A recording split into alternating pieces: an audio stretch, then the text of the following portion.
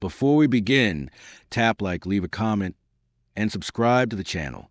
Your support helps us uncover the darkest corners of the prison system. Now, let's step inside. Life inside one of Missouri's toughest prisons. Full documentary. The gate closes with a heavy metal sound that echoes across the yard.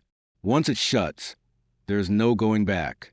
Inside this prison in Missouri, every movement is controlled. Every door opens only when allowed. Every mistake has consequences. This is not a place built for comfort. It is built for order, punishment, and survival. Men live here for years, some for decades, some for the rest of their lives. From the outside, the prison looks calm. Tall fences, watchtowers, barbed wire stretching across open land. Cars pass by on nearby roads, unaware of what is happening inside. But behind these walls, life follows a different set of rules. Here, a bad day can turn deadly. A wrong word can start a fight. A moment of weakness can be remembered forever. Every morning begins the same way. Count, silence, waiting. Every night ends the same way. Locked doors, long hours, thoughts that do not stop. Guard and inmates share the same space, but they live very different realities. Officers work long shifts, knowing that one mistake can put their lives at risk. Inmates wake up every day knowing freedom is not an option, only survival.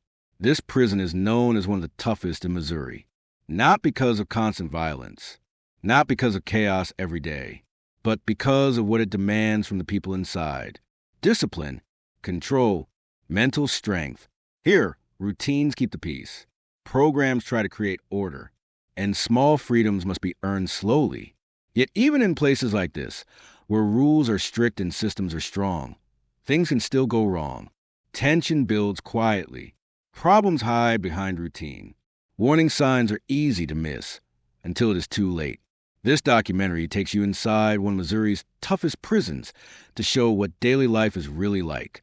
From morning count to lockdown, from calm routines to moments that test the system, this is a true account of life behind bars. No dramatization, no exaggeration, just reality. To understand how this prison operates and why it is considered one of the toughest, you have to start at the beginning of a normal day, before the alarms, before the lockdowns, before everything changes. A normal day behind the walls morning arrives early inside the prison. Long before the sun fully rises over rural Missouri, the lights inside the housing units switch on. The brightness is sudden and unforgiving. There is no snooze button here. No slow start of the day. A loud voice echoes through the unit. Count time. Inmates stand up beside their bunks. Some stretch quietly. Others move slowly, already tired. Shoes hit concrete floors. The sound carries through the building. Correctional officers walk the tiers, stopping at each cell. They look inside, checking faces, counting bodies. Every number has to match. If it does not, the entire prison can shut down. Count is not a routine. It is control. At the Northeast Correctional Center in Missouri, more than 1,000 men live behind steel doors and concrete walls. The prison is classified as a medium security facility, but that label does not tell the full story. Many inmates here are serving long sentences. Some are here for violent crimes. Some will never leave. 2 men share a small cell. The space is tight. 2 bunks, a metal toilet, a sink with cold water. Personal items are limited and carefully arranged. In prison, organization is survival. Disorder draws attention, and attention can be dangerous. Once count clears, doors open slowly. Breakfast begins. Inmates move in lines toward the dining area. Guards stand nearby, watching every movement. The food is simple. Trays are passed quickly. No one lingers. Meals are about fuel, not comfort. Conversations stay low. Loud voices attract notice. Arguments can grow fast in crowded spaces. Most inmates eat and move on. After breakfast, the prison begins to spread out into its daily rhythm. Some inmates return to their cells. Others head to work assignments. The prison depends on inmate labor to function. Cleaning crews move through hallways. Maintenance teams handle repairs. Kitchen workers prepare the next meal. Certain inmates are trusted with tools. screwdrivers, wrenches, simple equipment.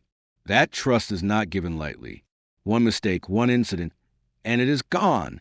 On paper, the system is clear. Good behavior earns small freedoms. Bad behavior brings restrictions. But real life inside prison is more complicated. The prison is divided into different areas. Some units house inmates with a history of following rules. Others hold men with more disciplinary problems. Officers know which areas require more attention. So do the inmates. On the tougher side of the prison, tension sits closer to the surface. People watch each other carefully. Who you speak to matters. How you speak matters even more. Respect is currency. A wrong look can be taken as a challenge. A careless joke can be remembered. Most conflicts do not start with fists. They start with words. As the morning continues, a transport bus rolls through the main security gate. The sound of the engine cuts through the routine. Inside the bus are new inmates arriving at the prison. They are tired. Some are scared. Others try to hide it. The bus stops. Guards open the doors. The men step down one by one. Each movement is controlled. Hands visible. Eyes forward. Before anyone enters the prison, they are searched. NECC uses advanced body scanners designed to detect weapons and drugs, even if they are hidden inside the body, metal or non-metal, solid or liquid. Nothing is supposed to pass through undetected. This process is slow and uncomfortable, but it sends a message immediately. Nothing comes inside without permission. Once cleared, the new inmates move deeper into the facility. Gates open and close behind them. Each sound marks distance from the outside world. For many, this is the moment it becomes real. Inside the prison, correctional officers begin rotating through their shifts. Some have been here for years. Others are newer, still learning the unspoken rules of the job. The work is demanding. Officers walk long distances. They stay alert for hours at a time.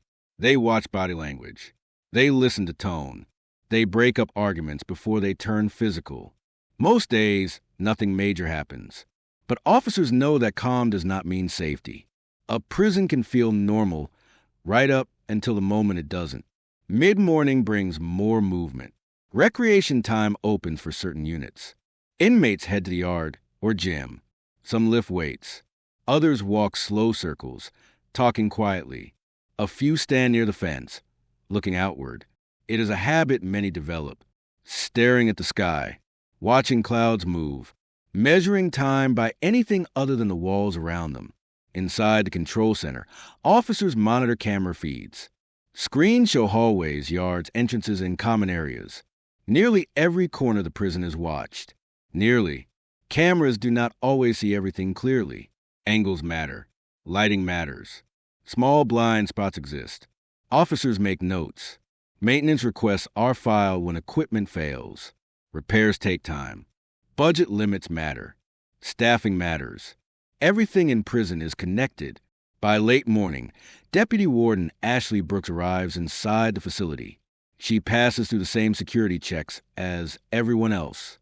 No exceptions, not even for leadership. Ashley has worked her way up through the system. She knows the prison from the ground level. She knows how fast situations can change.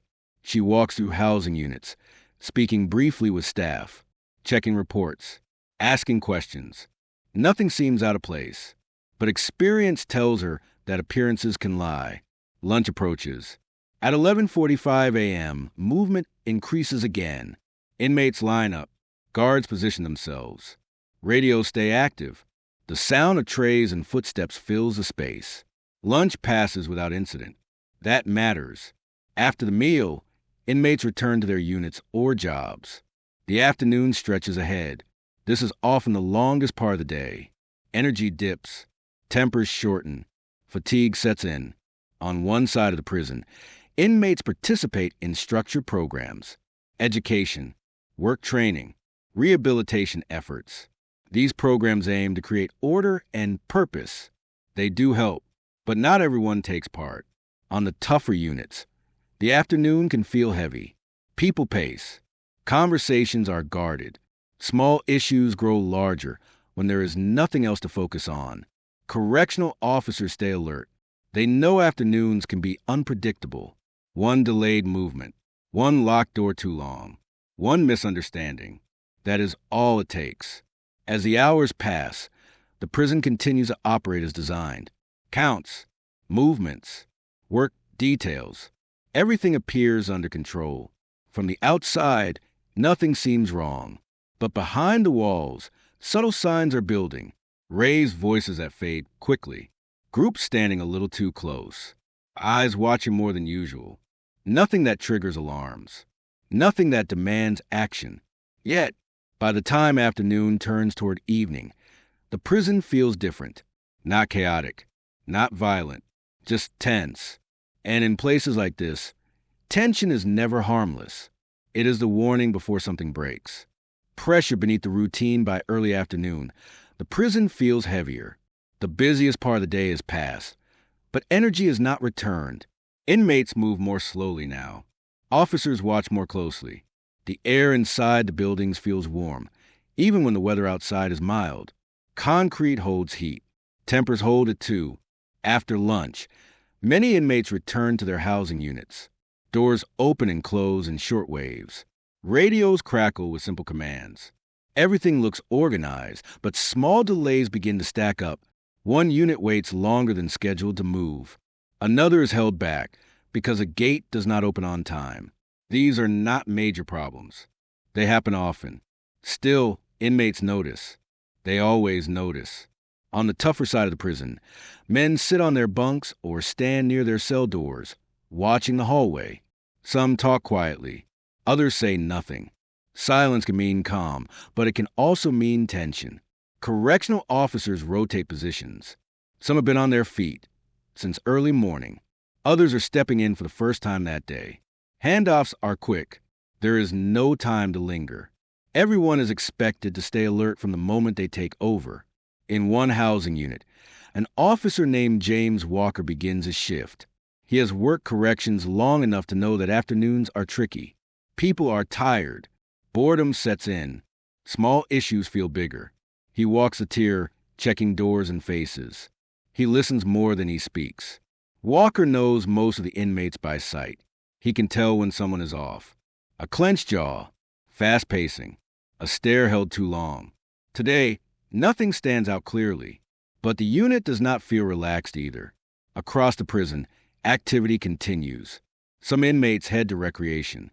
Others work in kitchens or maintenance areas. The system depends on movement. Keeping people busy keeps order. In a repair area, inmates work on old equipment using reused parts. Tools are counted before and after use. Trust here is limited and monitored. This trust exists because the prison needs it to function. Deputy Warden Ashley Brooks spends part of the afternoon reviewing reports. Staffing numbers are tight again today. A few officers called in sick. Others are working extra hours to cover gaps. This is not unusual. Corrections work is demanding. Burnout is real. Retaining staff is difficult. Everyone inside the system knows this, even if it is not spoken out loud. Ashley checks in with supervisors. No major incidents reported. No injuries. No lockdowns. On paper, the day is still clean. But paperwork never shows everything. Back on the B side, cell searches begin in one wing. Officers act on information passed quietly through channels. Tips can come from inmates, staff, or outside sources. Some are real. Some are not. Searches are careful and slow. Inmates are asked to step aside. Officers check bunks, lockers, and containers. Powdered substances are handled cautiously. Liquids are tested. Papers are examined. Most searches find nothing serious. But the act of searching alone raises tension. Inmates feel exposed. Some feel targeted. Others worry about what might be found in nearby cells. The searches end without major discoveries. Still, the mood shifts. Word spreads that officers are looking closely today. That alone changes behavior. As the afternoon moves on, a scheduled training exercise takes place in the recreation building. Officers testing for emergency response roles push themselves physically. Running, climbing, lifting, endurance drills. These teams exist for one reason. When something goes wrong, They are the first line of control. Ashley watches part of the testing. She has done it herself in the past. She knows how hard it is, especially after a long shift. Sweat covers the floor. Heavy breathing fills the room. Then, suddenly, a radio call cuts through the noise. Officer needs assistance. Training stops instantly. In corrections, those words override everything. Officers drop what they're doing and move. Radios light up.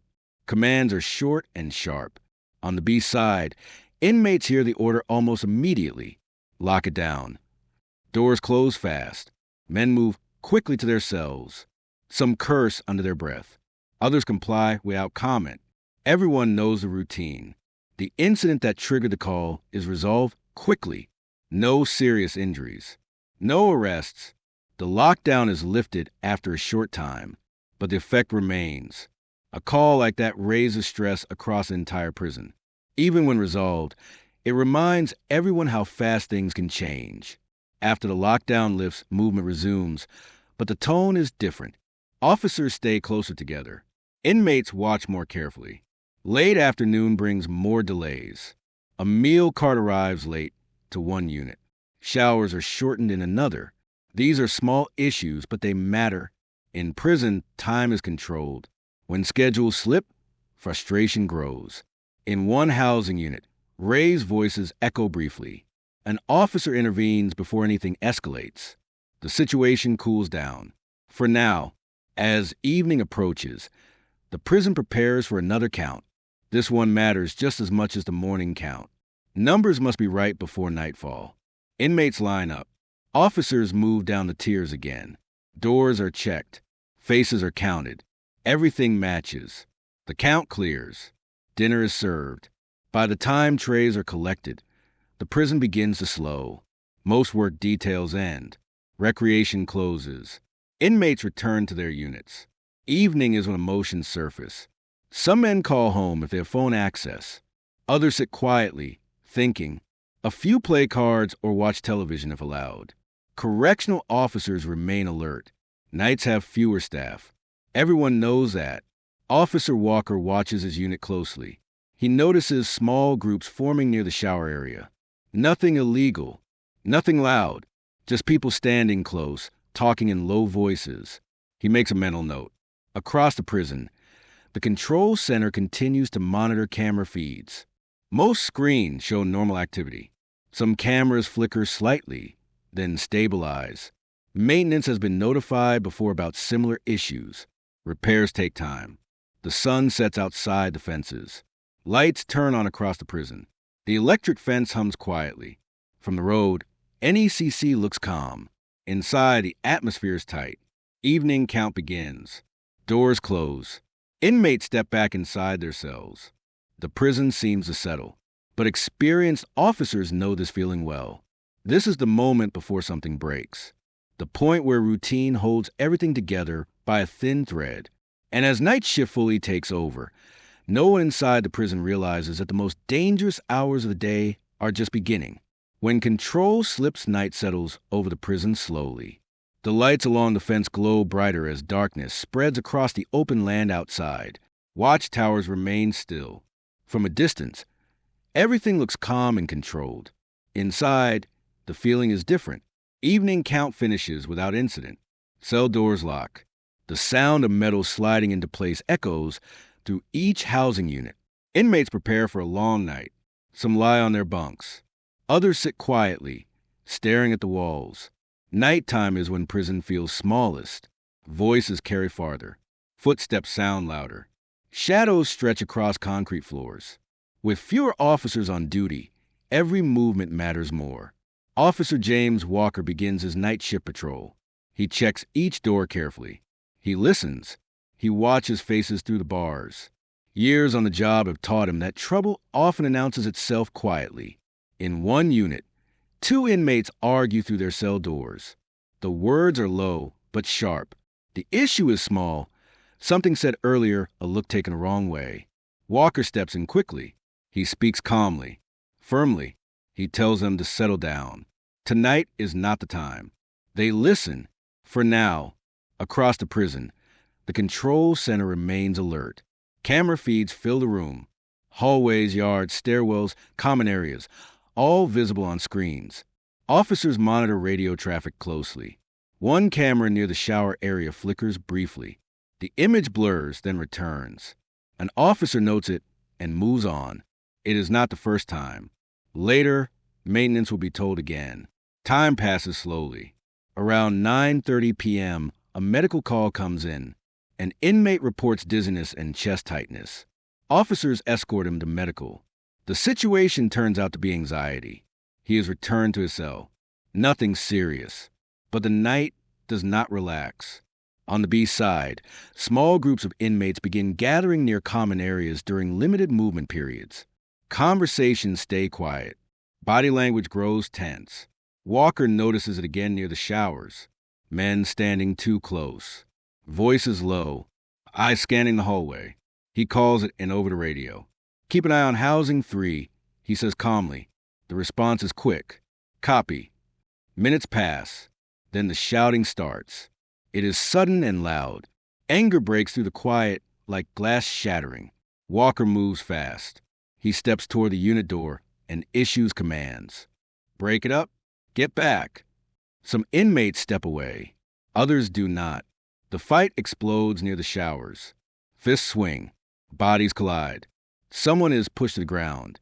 Another inmate jumps in. The space is tight. The noise grows. Walker hits his radio. Officer needs assistance. Now! The camera angle struggles to capture everything. Shadows block parts of the scene. The flickering camera makes it worse. Walker steps closer, using his voice to control what he can. He keeps distance where possible. Backup is coming, but feels far away.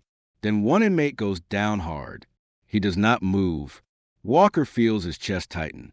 He shouts for everyone to get back. Response teams arrive seconds later with shields. Orders echo through the unit.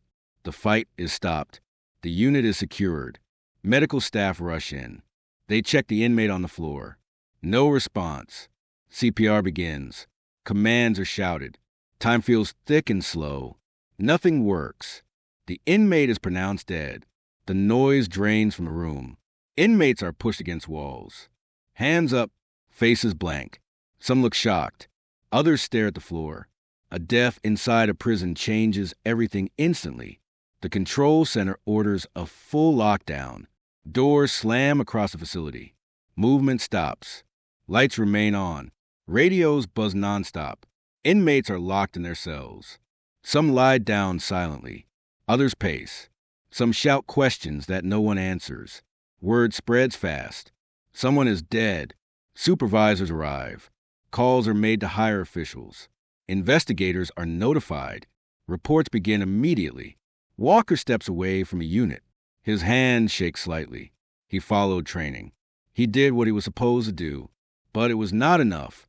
As officers secure the area, another call comes in, a disturbance in a different housing unit, then shouting from another wing.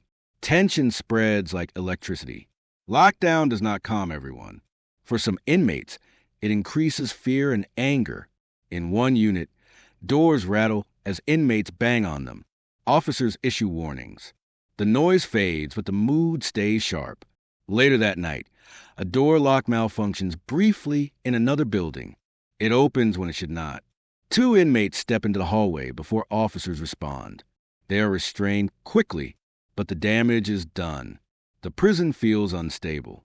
Investigators arrive late into the night. They take photos, review footage, interview staff. They note the broken camera angle near the showers. They test radios. Signal drops in certain areas. Every detail matters now. The body is removed quietly. The unit remains locked down. Inmates are searched one by one. Some look nervous. Some look angry. Some look empty. No weapons are immediately found. But no one feels relieved. As the night stretches on, exhaustion sets in for officers. Adrenaline fades. Reality settles. One man is dead, and the night is not finished. Around 2 a.m., smoke alarms sound in another building. Smoke inside a prison is dangerous. Officers respond immediately. Inmates shout from their cells. Coughing echoes through the hallway. Smoke drifts along the ceiling. A trash container has been set on fire. The fire is small, but the threat is real. Fire extinguishers are used. The flames are put out quickly. Several inmates receive medical attention for smoke inhalation. No deaths, but fear spreads. Multiple serious incidents in one night force leadership to make a decision. Outside agencies are called for support. Extra officers are requested. By the time the sun begins to rise over the fences, the prison is under full lockdown. No movement, no programs, no exceptions. From the outside, NECC looks quiet. Inside, everyone knows the truth. Control slipped. And once that happens inside a prison, everything changes.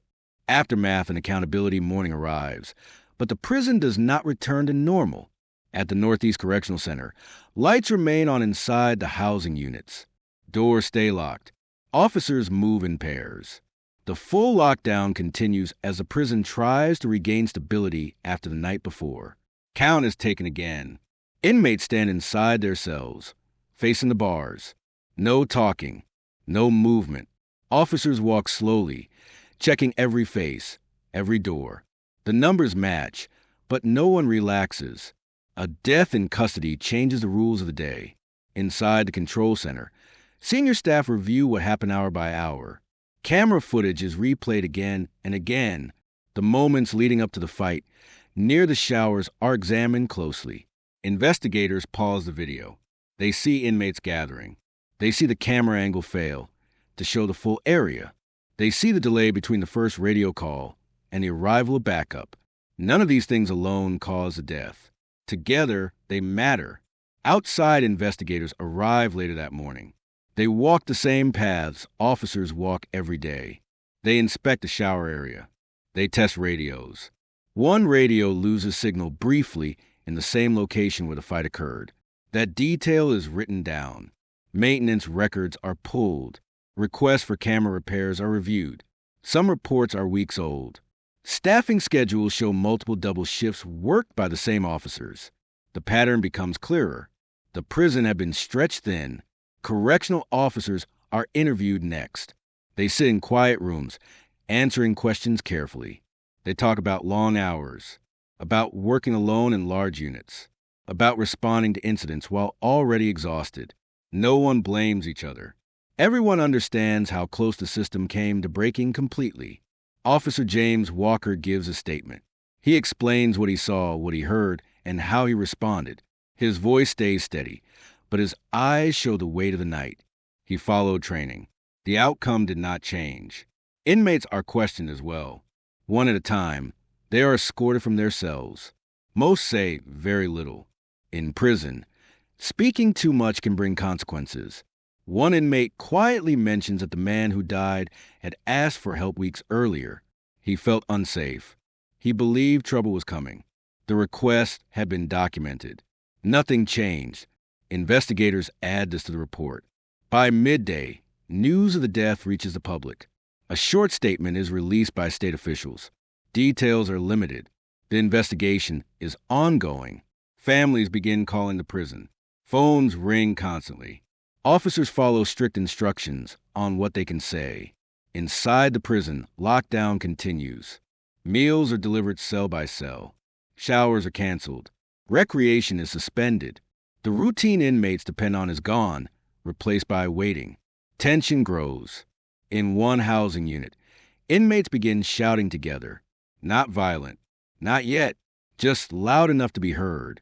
Officers issue clear warnings. The noise dies down. The message is understood. Late in the afternoon, another incident occurs.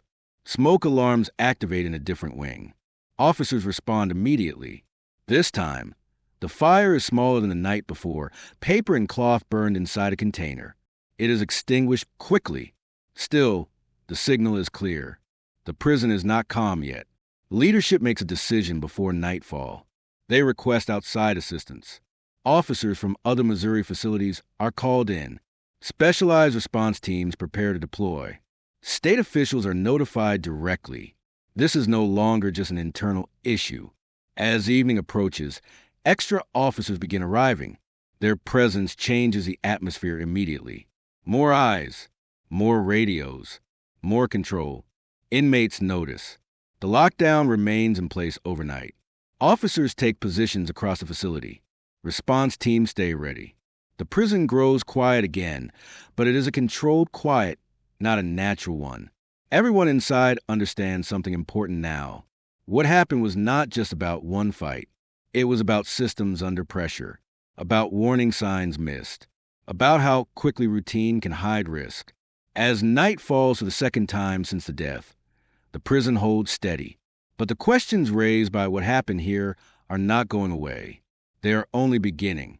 Lessons that remain by the third morning after the death. The Northeast Correctional Center feels different in a way that is hard to explain. Not louder, not calmer, heavier. Extra officers line the walkways now.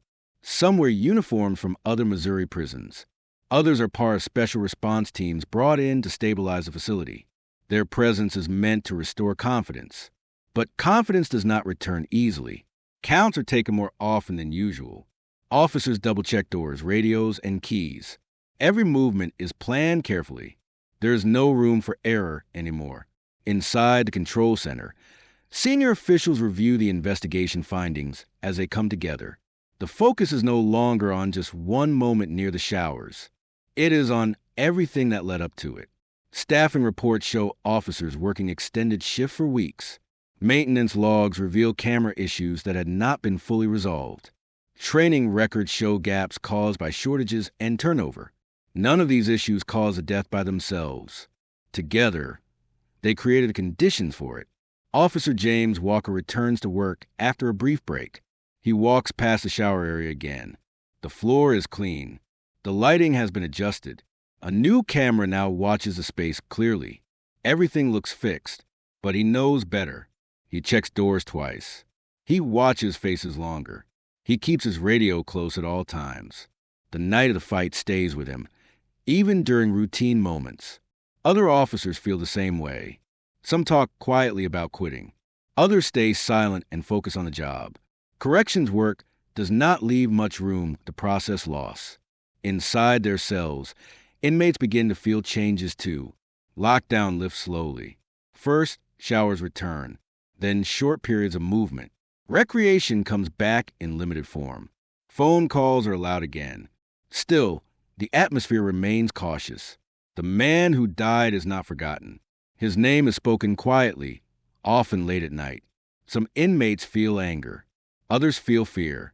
Everyone understands how quickly life inside prison can change. Deputy Warden Ashley Brooks meets again with state officials. Plans are discussed. Promises are made. More staff will be hired. Equipment repairs will be prioritized. Training will be expanded. Some of these changes begin quickly. Others will take time. Correction systems move slowly, even after serious incidents. Outside the prison, media attention fades. News trucks leave. Headlines change. For the public, the story becomes just another report. Inside, NECC does not fade. Every officer remembers a radio call. Every inmate remembers the lockdown. Every unit remembers the tension. The prison continues to operate because it must. Men still wake up to count. Meals are still served. Doors still lock every night. From the outside, NECC looks the same as it always has. Tall fences, bright lights, quiet towers. But inside, the lesson remains clear. Prisons are held together by systems, routines, and people. When any part is ignored for too long, balance is lost. What happened here was not sudden. It was built quietly, day by day, behind normal routines. And the cost was permanent. Life inside one of Missouri's toughest prisons goes on. But it does so with the understanding that control is never guaranteed. It has to be protected. Every shift, every decision, every day. Behind the walls, the gates at the Northeast Correctional Center still open and close every day. Officers arrive for their shifts. Inmates line up for count. Meals are served on time. From the outside, the prison looks steady, controlled, unchanged. But inside, nothing is quite the same. The events that unfolded here were not caused by one violent act or one bad decision. They were the result of pressure building quietly over time. Small problems left unattended. warnings that blended into routine, systems stretched thin until they could no longer hold. For the officers, the job now carries more weight. Every radio call is taken seriously. Every delay feels dangerous. They know how quickly a normal day can turn into a crisis.